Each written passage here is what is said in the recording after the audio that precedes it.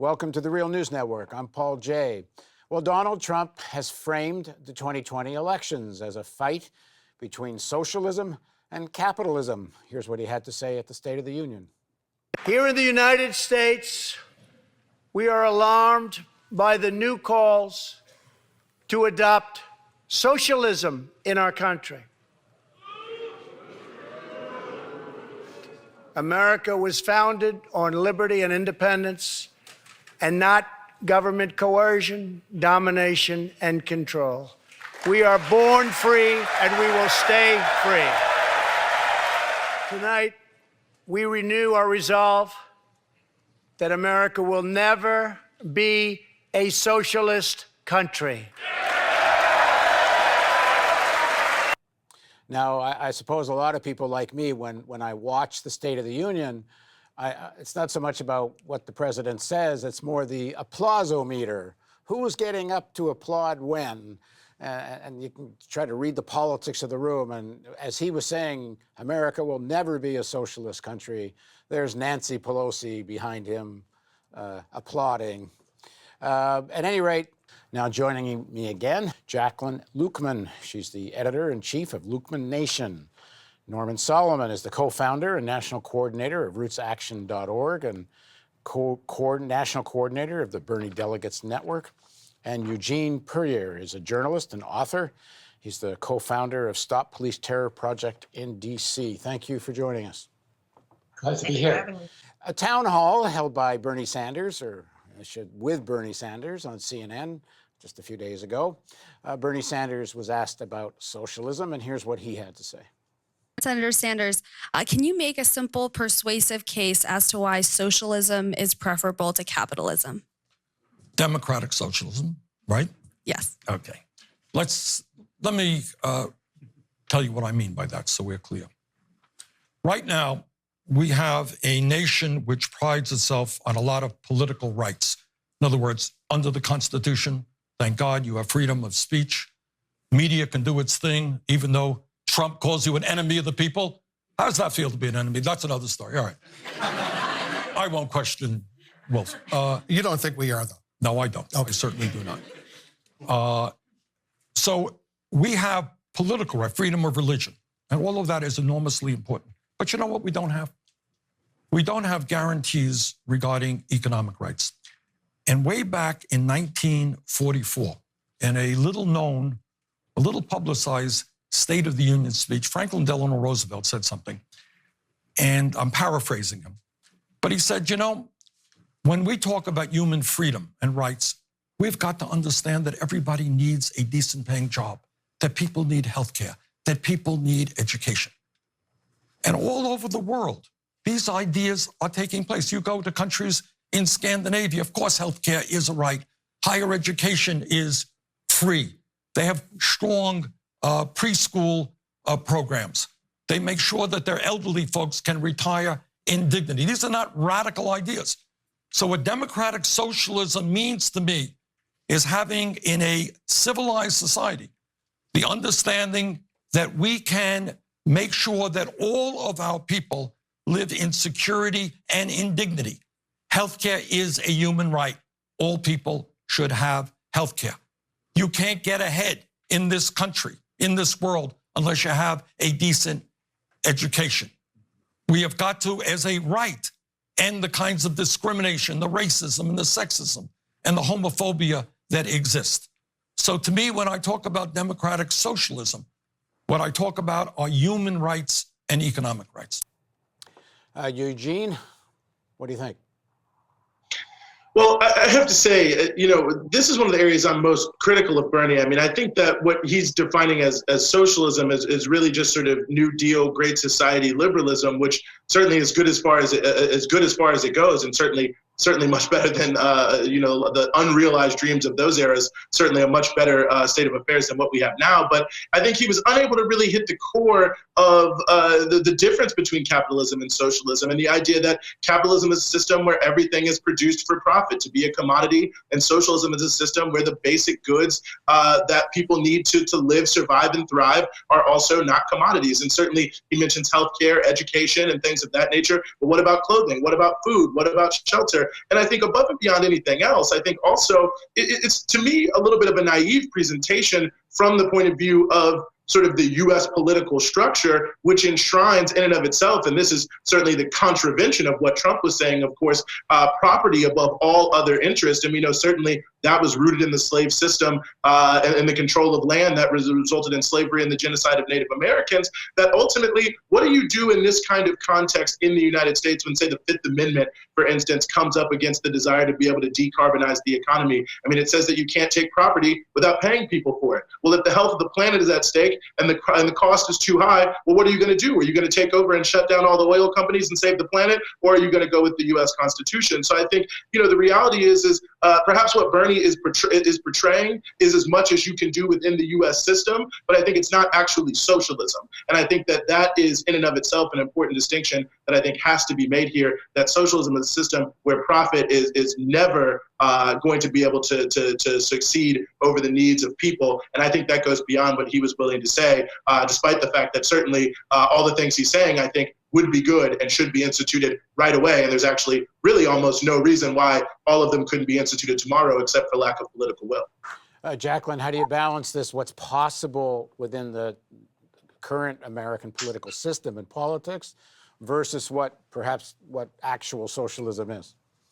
Well, when you have a current political system in which Citizens United has declared that corporations are people, so now corporations and the heads of corporations have more say in the political system than the people the political system is supposed to represent. There's no balancing that. I mean, that system needs to be changed. So there is no way to really reconcile this idea that America is never going to be a socialist nation in a chamber in which so many of the politicians are standing up and cheering because they're cheering for the fact that they are going to fight to maintain the benefits they get from private interests, from the interests of private corporations that keep and that make and keep them rich. And if that means the rest of us who they are supposed to represent in that chamber get nothing, and that we have to give every dime we make, if we can even get a job, to maintain this unjust predatory capitalistic system, they will do it even if they are standing there lying about this threat of socialism that really is not even a threat in this country and never really has been. But the threat of socialism taking over the United States government is as old as 1927, 28. So this isn't even a new argument we're having here in our government. Norman? We can argue, and we need to keep talking about what socialism is, what it should be. When Francois Mitterrand became president of France, he became president as the standard bearer of the Socialist Party back in the early 80s. I mean, they call themselves socialists. That wasn't socialism. And we've seen the result of that kind of a bogus claim to socialism. In Eastern Europe and the Soviet Union, we were told that was socialism. When you throw people in jail for expressing themselves, that's not socialism. That's economic rights are part of it, and political rights are part of it. Human rights, as Bernie said, has to be central to socialism. I think from the very first words of his response to what in our political context in the US is a loaded context, he was asked by the questioner, you support socialism? And he said, democratic socialism. Unlike what is sometimes done in print media, that's lowercase d, democratic socialism. And I think given the history of the last 100 years, it's absolutely excellent to emphasize the democracy as being essential component of socialism. So I really believe that Bernie's few minutes there, given the question, and that he had 2 or 3 minutes, I think it's a terrific answer. And we can be as theoretical as we want. We can argue about history. We can argue about the future. We can say we want to get from here to there in the next week.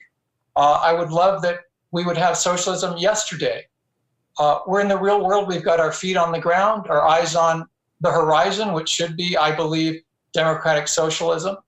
And one of the best retorts, I think, to the baiting that the mass media are already engaged in, not only the right wing, but much of the mass media towards Bernie about him being a democratic socialist, is to refer to the fact that in the 1930s, the trade union movement that helped bring us Social Security, that program was denounced as socialist. In the 1960s, the fight for Medicare, that was denounced as socialist. So as time goes on, I'm less and less interested in the theoretical arguments and more fascinated with the real on-the-ground potential to transform this country in the way that Bernie Sanders is describing. Yeah, I don't think we should underestimate how powerful those Cold War years were. The House of Un-American Activities Committee, McCarthyism, how it transformed what was taught in the schools. You go at kindergarten, you put your hand on your heart and you pledge allegiance to the flag of, essentially the flag of the Cold War, and the rise of imperialist interventions. I think Bernie, and to some extent you give some credit to Occupy too, but the extent to which Bernie has allowed socialism to be in the discourse in a very positive way, even if it isn't what some of us might consider actual socialism. And that being said, and I give Bernie tons of credit for that, and not just Bernie, but the whole movement that gave rise to Bernie and has arisen, and it's not just Bernie anymore, there's lots of such candidates. That being said, I think, again, there's a way he could be going further than he is without stepping so outside the bounds of what's possible within this kind of mainstream politics. I don't think he talks enough about the public sector. When you talk about the oligarchy, which he does, and the power of concentrated ownership, which he does, how do you counter that? Well, you don't counter that just because you have Medicare for all. Canada has Medicare for all, and we still have concentrated ownership of media, of most everything else in the country. We still have, right-wing governments and so on. So, these policies, while they're constructive and positive, they don't counter the power of the oligarchy. Now, Medicare for all is actually something that, in my mind, goes towards that direction because you're going to actually get rid of the private insurance companies. But if you built out, for example, public sector banking, and next time the banks say, we're too big for you to control us, and next time we go down the toilet because of our speculation, you're going to come save us. And, we could say, no, we now have public sector banking. Building out the public sector and link that to democratization, because the stronger the public sector is and the more you democratize, the more you weaken this power of the oligarchy. I think he could talk more about that. And when I've interviewed him and talked to him kind of about that, he agrees with that. Like, I asked him once, when it comes to an infrastructure program and a jobs program, would you go like the model of direct federal government jobs, or does it have to be private public sector, which is certainly what Obama was talking about? And he said he'd support a direct hiring program, which starts to go towards strengthening the public sector. The problem is I don't ever hear him talking about it, except when I asked him that. So I think he could go further than that. I don't know. What do you guys think, Eugene? Yeah, I mean, I think, a few things. I definitely tend to agree with you that I think in some ways the biggest issue is, regardless of the definitions, the fact that Bernie just raising these issues has created what I think very clearly is a nationwide conversation from top to bottom about, should we be in capitalism, should we be in socialism, and what does that mean? And I think that's a fertile moment and a very good moment, at least potentially, for organizers. I think certainly he could go further. And I think it's also a question from a point of view of presentation of, if you're saying, well, look, I'm a socialist, this is what I believe, but you don't have to be a socialist to be for universal health care, which is true, that would be a different way of presenting it, which I think would be more commensurate with sort of not only what he's actually presenting, but the type of political coalition he's trying to build, which is one that can contain socialists, people who don't consider themselves socialists, but want to see more of the sort of crucial elements of what people need to survive be socialized and not be parceled out or rationed, if you will, based on, how much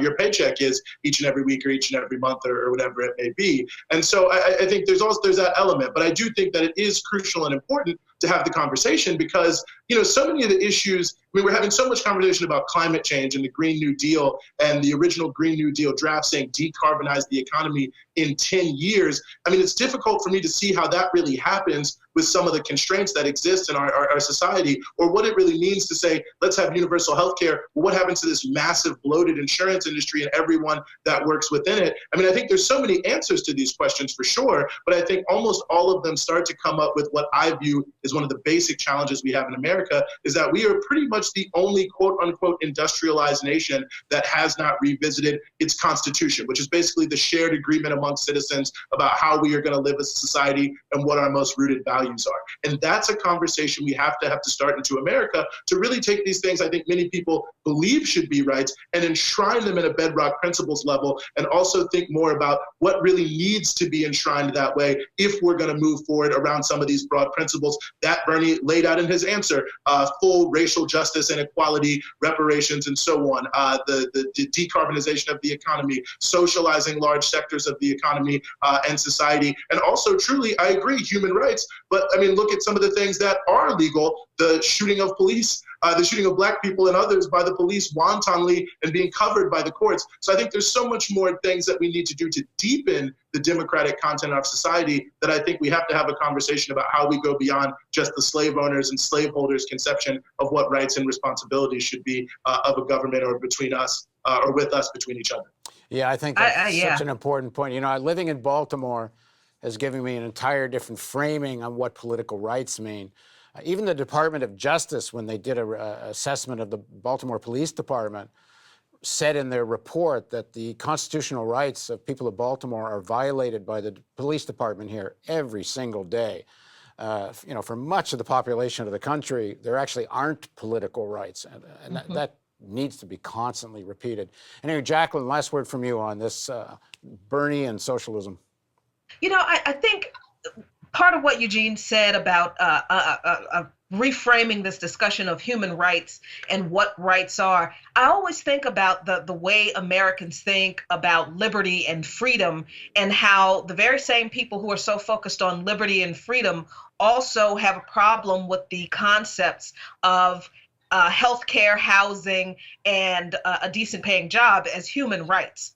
So I don't think we are ever going to resolve this issue of what is socialism, should this society be socialist, or what kind of economy we should have if we can't even have the discussion and agree on what human rights are. Because as long as we live in this society where our ethos, where our mythology is based on the idea of rugged individualism, and that the government is not responsible to providing anything in the way of basic sustenance for its citizens, then I think all the other discussions are almost non-starters. We've gotten farther than we have in a while, and I think Sanders has done a good job bringing Medicare for all and some of these other issues to the fore, but I really don't think we're going to get much farther unless we address this issue of what do we really believe human rights are in this country. Norman? In this context, I think Eugene used a very important phrase, political coalition. At this historic moment, we have emphatically two huge imperative responsibilities. One is to fight the right, the xenophobes, the racists, the misogynists, this entire panoply of power that has fallen heavier than ever on people in the United States and consequently in much of the world.